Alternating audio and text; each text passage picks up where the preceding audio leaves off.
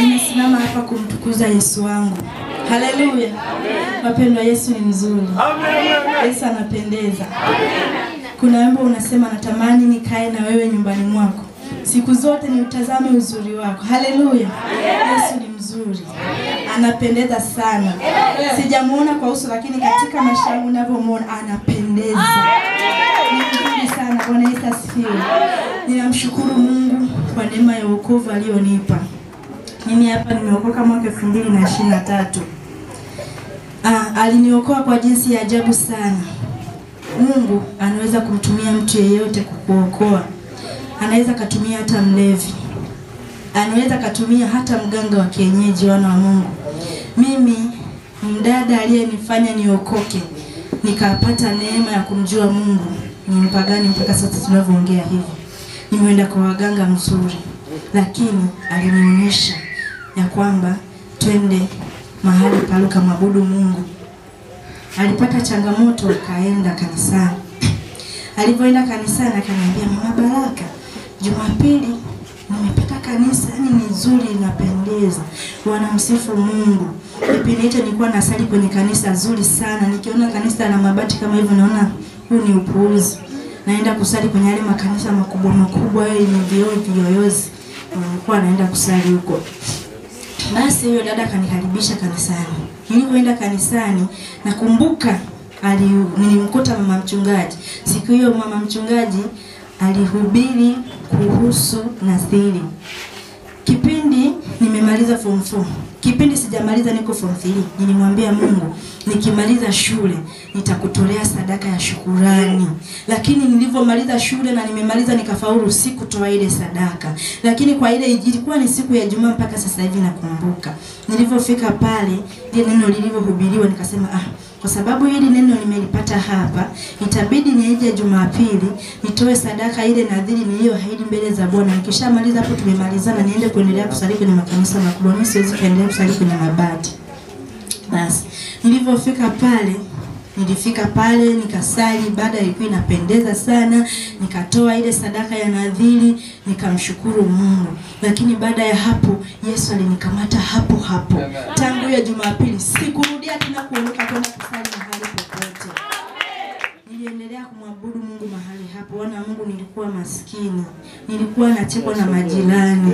Wanasema wewe kila siku anakula misapagula, manisusa, machainizi, makabeji, kula nyama mpaka apate mgeni na yenyewe ni robo. Na aliyekuwa ananisema hivyo alikuwa ni jirani yangu wa karibu kipenzi. Lakini Yesu alivyo mzuri, Yesu hakuniacha. Wana wa Mungu, miungu ni mikali. Miungu ya kwao na mume wangu na miungu ya kwao na mimi ni miungu ambayo inawakamata watu katika hali ya umaskini. Mimi nilikuwa siwezi kumiliki kitu chochote kile cha thamani. Kiasi kwamba nikahamia chumba na sebule. Kuna jirani yangu akasema, nitakuja kukutembea. Nikamwambia haya sawa, karibu. Akafika. Alipofika akakuta yani ile sebule linalingana kama madhabahu. Hii hapa madhabahu. Kakikuda kamoja kule, kingine huku, kingine kule pale. Akaenda kumwambia jirani yangu mpangaji mwenzangu, Mama Baraka, jamani, yani watu wanajifanya maisha mazuri. Ameenda kuishi chumba na sebule, kakigona ametupa kule, kengine ametupa kule. Ni sebule liko ninamwangalia, hakuna chochote. Na alipofika, wana Mungu, nilimkarimu. Nilikuwa na tray ya mayai ndani, nikaingia nikachukua mayai nikampa. Rafiki yangu nendo chemsha kampe mtoto. Lakini alipogeuka mgongo akaenda kunisema maneno. Wana wa Mungu, tuwapende maadui zetu. Ndio maana Yesu akasema ya kwamba usimchukue adui yako bali umpende. Adui anakufanya yale maneno yanakufanya msogelee Mungu. Adui anakufanya mtafute Mungu, hata yale maneno anayoyatumia yanakufanya msogelee Mungu na kumwambia Mungu, angalia anachokisema yule. Yani yale maneno ya adui yanakupush, yanakusogeza mbele za Bwana. Tuwapende maadui zetu. Ni watu wema katika maisha yetu. Sije kumchukia adui yako. Adui ni mtu mzuri, maana anakusogeza mbele za Mungu. Anakufanya upige hatua kwenye kumtafuta Mungu. Yale maneno yalinisaidia. Nilipofika mbele za Bwana, nilipookoka, nikamwambia Mungu, sasa nimekupata. Wana Mungu, nilikuwa silali. Nilikuwa natembea umbali mrefu kwenda kumtafuta Mungu. Mungu naye hakuniacha. Mizimu ikakachachamaa. Mume wangu anapata fedha, lakini nilikuwa kama vile anaweka kwenye mfuko uliotoboka. hakuna chochote. Ana uwezo wa kupata hela nyingi tu, lakini akizipata zinakoenda hujui. Mtakula safi, mtakunywa vizuri, lakini hakuna kitu chochote cha maana ambacho mtakifanya ndani. Maisha yangu wana wa Mungu mimi ni maombi. Ni chochote ninachotaka kukinunua ni maombi. Niliingia kwenye maombi makali kumlilia Mungu, nikawa naomba Mungu, sioni majibu. Ukichelewa kupata majibu mwana wa Mungu usihuzunike, endelea kumsogelea Mungu. Nilikuwa naomba Mungu simuoni, lakini kuna siku nimelala Mungu akanitokea katika maono. Akaniambia, mwanangu, shida iko mahali fulani. Akanionyesha niko kwao na mume wangu. Kuna kijana akaniambia, unajua nini? Sisi huko kwetu hatumiliki, haturuhusi kumiliki. Hela unaweza kupata, lakini ukaishia kunywa pombe basi, au kufanya mambo mengine, lakini sio kujenga. Nilipoamka nikamshukuru Mungu, nikaanza kupambana na ile roho. Nilipopambana na ile roho, Mungu akanipigania. Mungu hakuniacha katika dhiki. Haleluya. Nakumbuka kipindi hicho sijaokoka, nilianza hata biashara. Mume wangu akaenda akachukua kinyanya, kindoo, akachukua na vitunguu, akanipa na hela nyingine kwamba mimi nanunua mboga nauza CDT soko la jioni.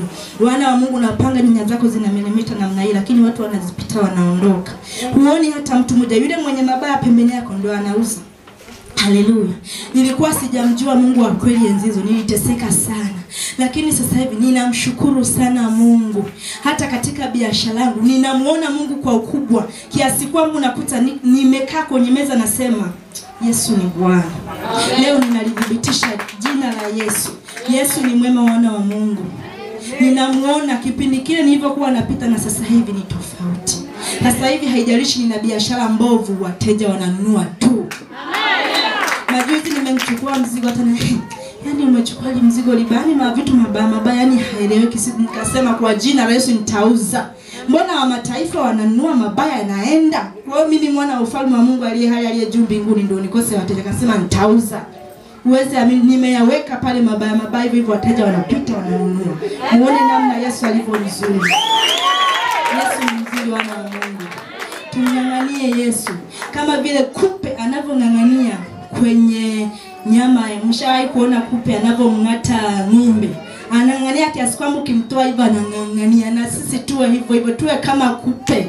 Tung'ang'anie kwenye ngozi ya Yesu, tusitoke. Bwana wa Mungu, Yesu ni mzuri. Bila Yesu leo ningekuwa wapi?